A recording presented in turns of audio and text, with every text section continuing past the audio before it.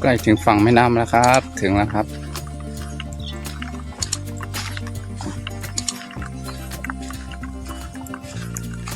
เราจะข้ามน้ำไปฝั่งนู้นนะครับไปตกเป็ดปลาช่อนอยู่ฝั่งนู้นนะครับจะข้ามตรงนี้ครับตรงนี้ดูแล้วมันไม่ลึก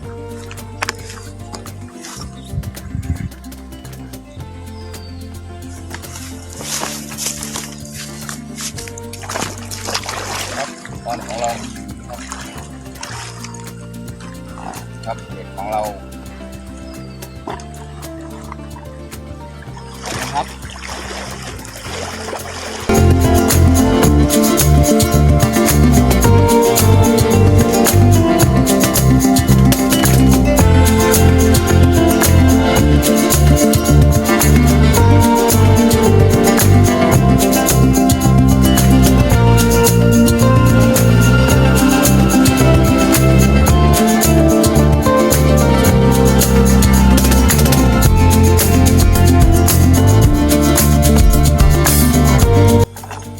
เรามา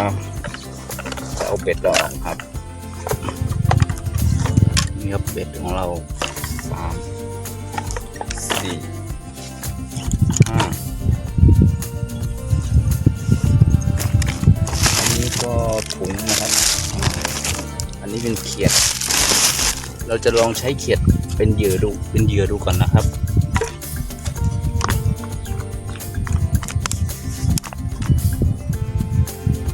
อันนี้มันตัวใหญ่เกินนะครับใหญ่เกินจะไม่เอาจะเอาค่อนข้างเอาตัวเล็กหน่อย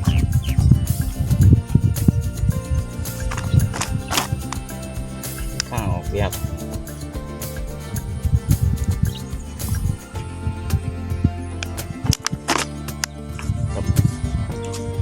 ได้แล้วครับตัวเล็กเราจะมาลองใส่กันนะครับ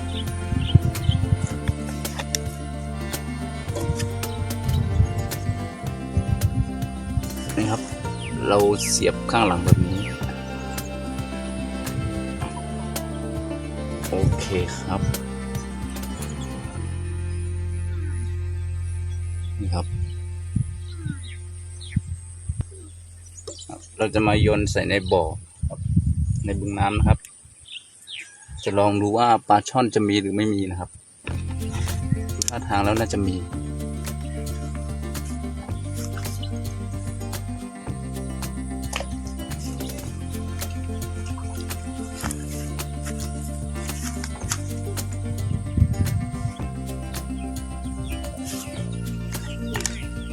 ผมจะมาใส่อีกหลังหนึ่งนะครับ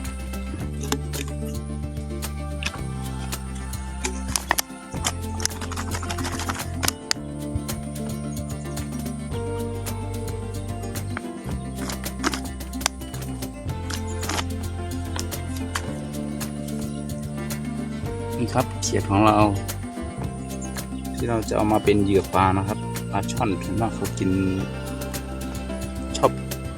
กินเขียดเป็นเหยื่อนะครับแล้วก็เอาเขียดมาเป็นเหยื่อลองเบ็ดดู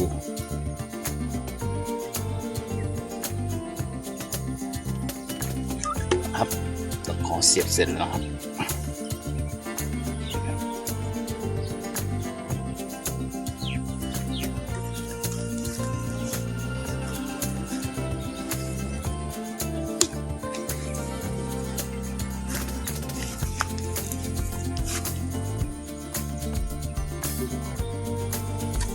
อันนี้คือหลังที่3ครับหลังที่3เราจะใส่อยู่3หลังนะครับในบึงนี้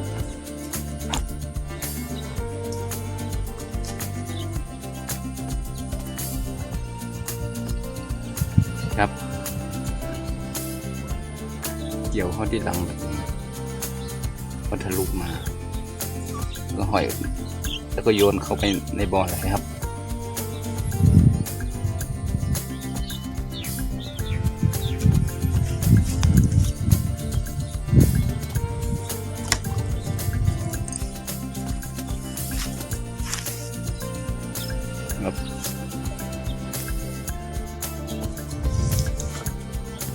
นี่ครับดูจากเหยื่อแล้วมันมาดึงเอาขามันไปแล้วนะครับมันไม่โดน ดูท่าทางแล้วเขียดนี้มันเริ่มจะเน่านะครับ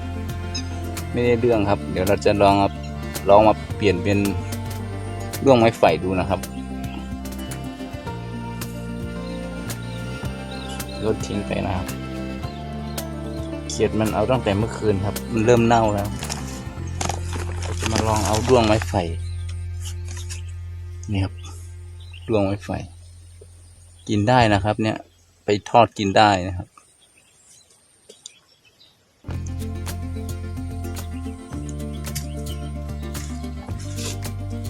นี่ครับด้วงไม้ไฟ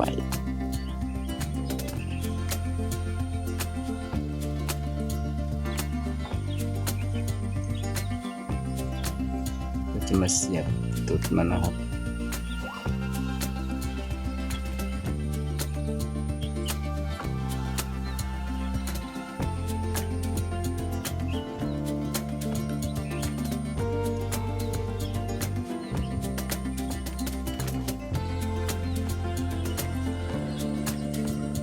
ลองดูครับ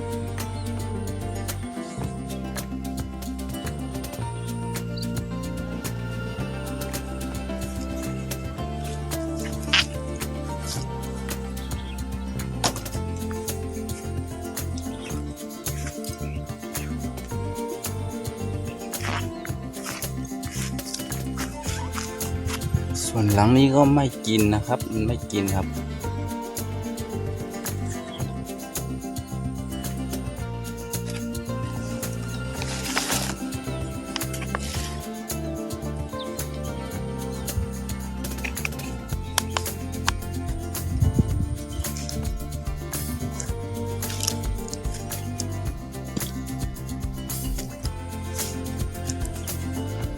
เราจะเอาด้วงนี้ใส่แทนครับ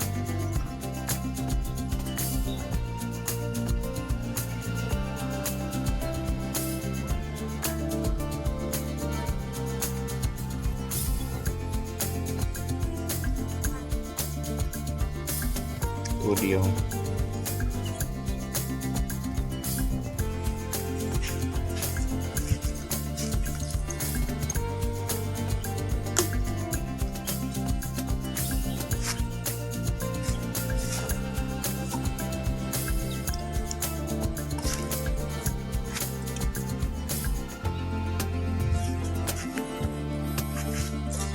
ทั้งหมดเราจะมี3หลังครับที่นี่ที่ไหนคือมันจะโดน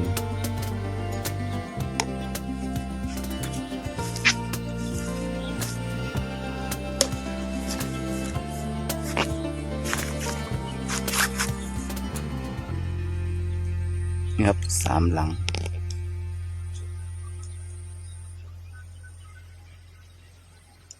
เดี๋ยวเรามาดูกันนะครับ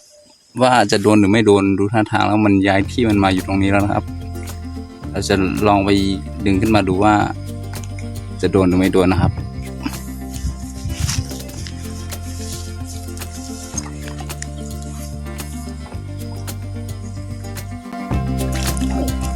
ครับโดนครับนี่ครับนี่มาครับ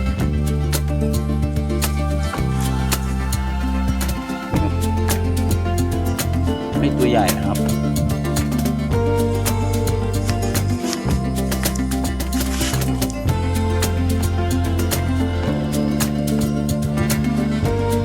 นี่ครับ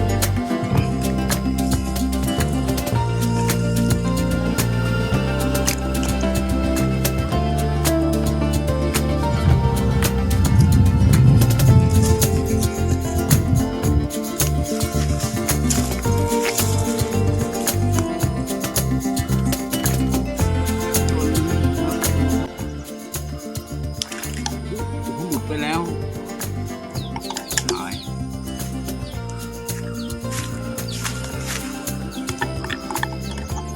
ผมโดนครับแต่มันดุดไปครับหลุดไปแล้ว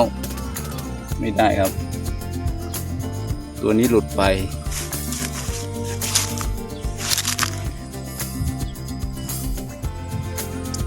เดี๋ยวเราจะมาดูหลังที่3นะครับว่าจะถูกหรือไม่ถูกจะโดนหรือไม่โดนมาดูนะครับ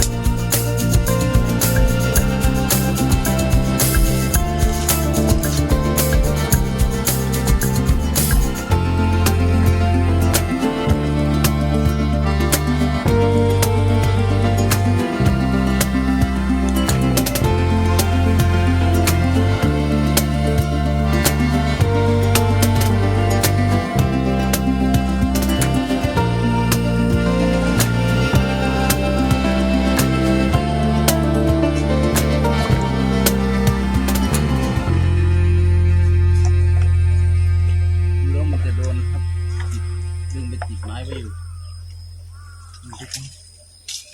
ลึกขึ้นหน่อย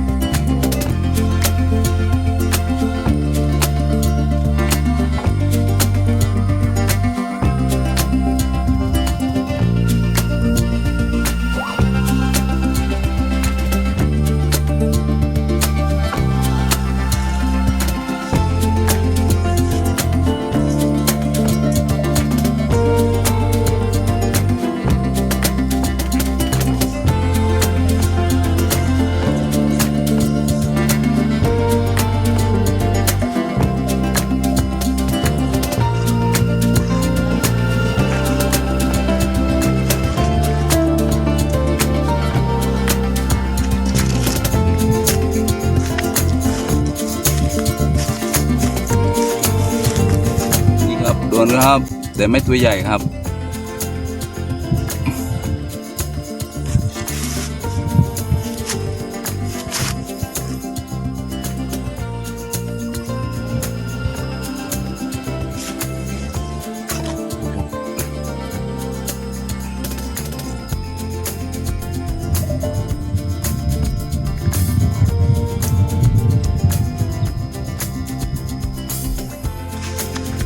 โดนนะครับดังนั้นก็โดนนะครับแต่ไม่รู้ว่าปลาอะไรครับมันกระตุกนะครับ เราจะลองเข้าไปดูนะครับ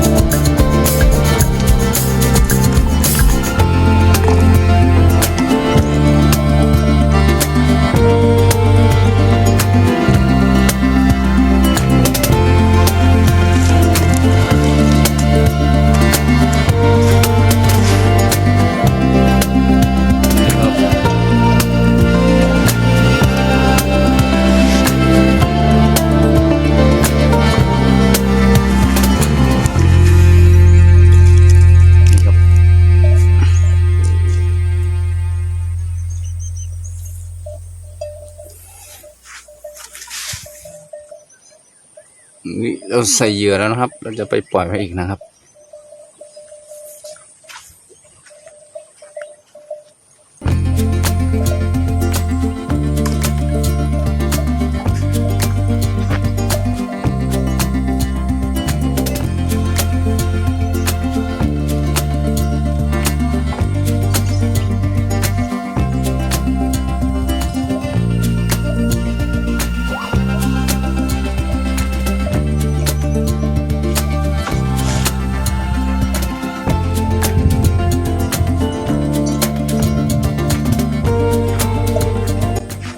หลังนี้ไม่โดนครับไม่มี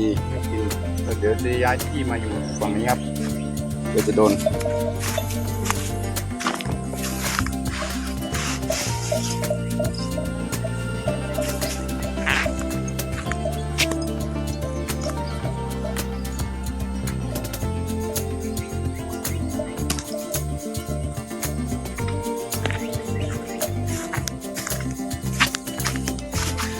ทั้งหมดได้3 ตัวแล้วนะครับ3 ตัวโดนนะครับโดนนะครับ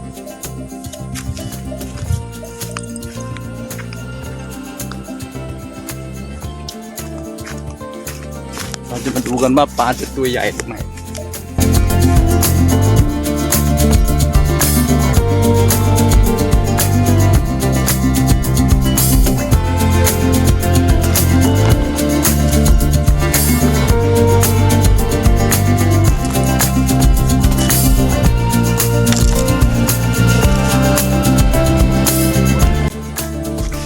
ครับโอ้ปลาโดนอีกตัวหนึ่งแล้วครับฝนก็ตก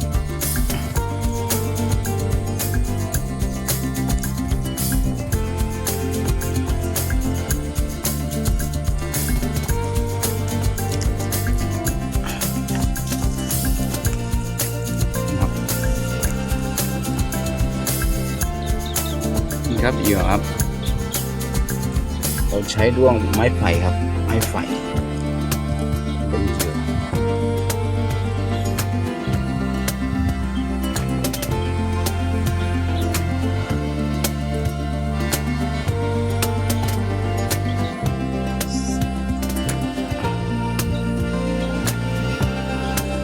โอเคครับ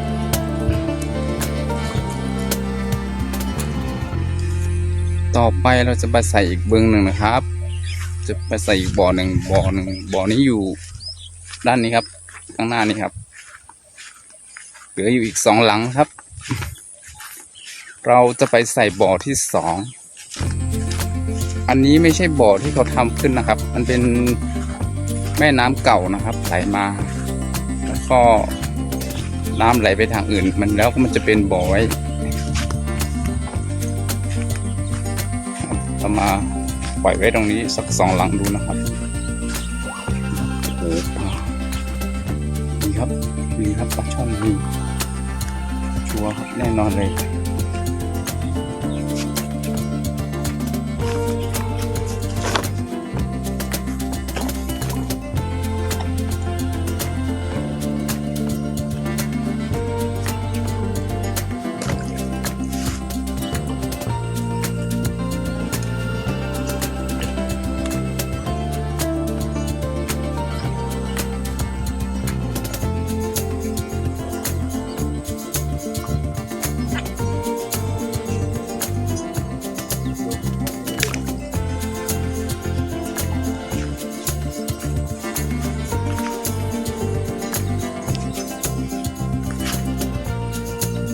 ครับ2 หลังครับ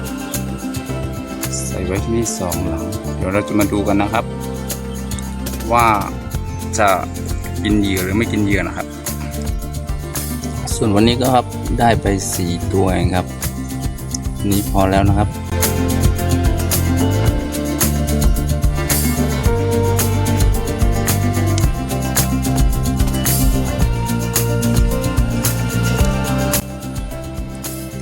เก็บแล้วครับ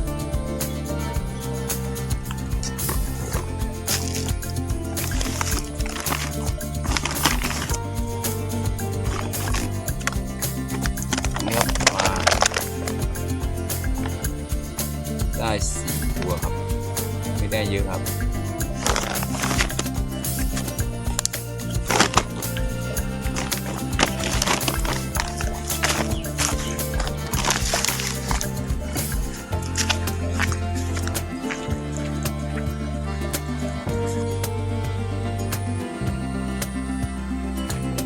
มีฝนตกลงมาปล่อยๆด้วยนะครับช่วงนี้